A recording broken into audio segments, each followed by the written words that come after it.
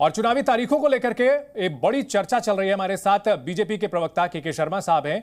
के शर्मा साहब, अगर बात की जाए इन चुनावों की तो किन अहम मुद्दों पर बीजेपी चुनाव लड़ने जा रही है? राम मंदिर का मुद्दा, सीएए का मुद्दा, विकास का मुद्दा, सब कुछ है आपके बुके में। मैं चंदन जी इतना कहना चाहता हूं कि सारे मुद्दे हैं और मुख्य रूप से विकास का मुद्दा है।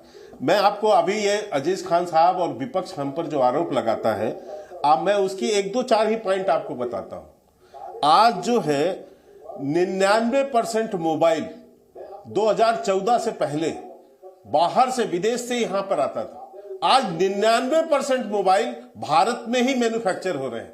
इसी नोएडा में पहले 2 फैक्ट्री होती थी, आज 200 से ज्यादा फैक्ट्रियां हैं। ऑटोमोबाइल के क्षेत्र में जो है विश्व में हम दूसरे सबसे बड़े देश हैं उसके प्रोडक्शन में। आज जो है देश भर में आतंकी घटनाएं लगभग शून्य हो चुकी हैं। मैं ये कह रहा हूं कि ये सब जो आंकड़े हैं और ये सब जो रोजगार जो पैदा से, आज हजारों किलोमीटर जो है हाईवे बन रहा है। आज जो है 74 एयरपोर्ट जो पहले होते थे, आज 147 एयरपोर्ट हो गए।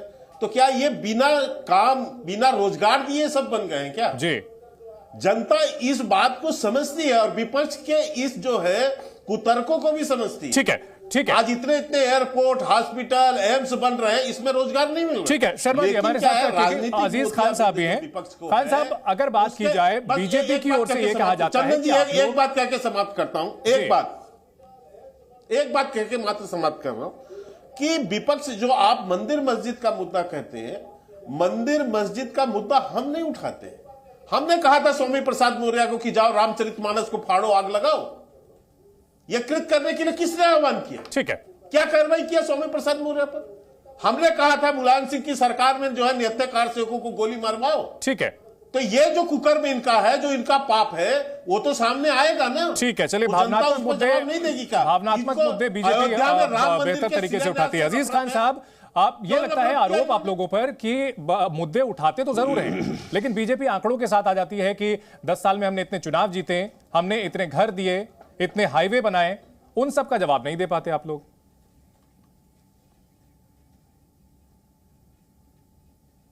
नहीं चंदन भाई, ऐसा नहीं है। अब मैं आंकड़ा देना चाहूंगा जरा। शर्मा जी बता रहे हैं कि साहब दुनिया की ये तीसरी अर्थव्यवस्था बनने जा रही है। हम इनको बताना चाहते हैं कि इसी दुनिया की बात करना चाहूंगा कि वर्ल्ड हंगर इंडेक्स में 2013 में इसका नंबर था, रैंकिंग थी 63। आज 2022 के बाद इसकी रैंकिंग हो गई है 107। क्या स्थिति है? अब दूसरी तरफ देखें, इसी मुल्क की देखें बात कि वर्ल्ड हैप्पीनेस इंडेक्स में आप 23 की जो रिपोर्ट आई है, आप 126वें नंबर पर चले गए हैं और 2013 में 111वें पोजीशन पे थे। कितना रैंक आपका बढ़ा है, जरा इस बात को समझिए।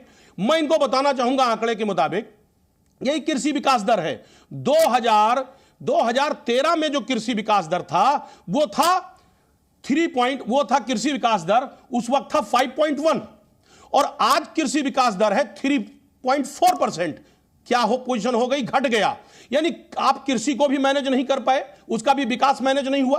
आप रोजगार के बारे में देखें, 2014 में जो रोजगार था वो 4.39% बेरोजगारी का दर था। आज आप देखिए अभी लेटेस्ट जो है वो 8.4% है। सवाल इस बात का है कि आज बेरोजगारी के स्तर पर देखें तो बेरोजगारी भी बड़े स्तर पर बढ़ी है। इसी क्रम में आप देखिए देश बड़े स्तर पर कर्जदार हो गया। देश का जो कर्जा है, जो पहले 50,000 करोड़ था, वो आज 2,10,000 करोड़ पहुंच गया है। सवाल इस बात का है, बड़ी बड़ी बातें, यही डीजल पेट्रोल की बात हो रही है। 2014 में डीजल का जो रेट था 55 रुपए और पेट्रोल 72 रुपए में था। यही तो बीजेपी कहते हैं कि आप जो है मुद्दे जो उठाते भी हैं, जो जानकार भी ये कहते हैं कि आप मुद्दे उठाते हैं, लेकिन जनता को समझा क्यों नहीं पाते? बड़ा सवाल ये है राजकिशोर जी, यही सवाल मैं आपके पास ले जाना चाहूंगा। मुद्दे उठाते जरूर है विपक्षी पार्टियां। सुन तो ले सर, आपको पर्याप्त मौका दिया सर, हमारे पास समय का थोड़ा कंस्ट्रेन है, आपको मैंने पर्याप्त समय दिया सर।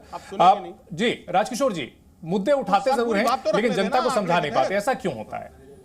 नहीं, दरअसल मुझे लगता है कि जो सबसे बड़ी दिक्कत जो सामने आ रही है कि कौन आपके पास ऑरेटर कौन है, कौन कहने वाला है और किस तरीके से कहा जा रहा है। क्योंकि मुझे तो एक ही बात समझ में आती है कि कहा जाता है कौन सी बात कब और कैसे कहाँ कही जाती है, सलीका हो तो हर बात सुनी जाती है। अब यहाँ सलीके की बात ये आती है, मैं नहीं कह रहा हूँ कि कोई वो बेहुदगी से बात करता है विपक्ष, लेकिन सलीके की बात ये है कि कब कौन सा मुद्दा कैसे क्लिक करेगा ये देखने वाली बात है। अच्छा, किस नेता की बात सुनी जाए, क्योंकि होता क्या है कि जब बहुत मजबूत सरकार हो और जो लगातार राजनीति भी कर रही हो, लगातार काम भी कर रही हो, क्योंकि नरेंद्र मोदी के साथ एक चीज तो आपको माननी पड़ेगी, कंसिस्टेंटली एक निरंतरता जो उनके काम में है, चाहे उनकी राजनीतिक रैलियां हो, चाहे सरकारी कामकाज हो, और उसके बाद लोगों से संवाद करना हो, तो सारी चीजें उनके साथ समन्वय उन्होंने बना के रखा हुआ है।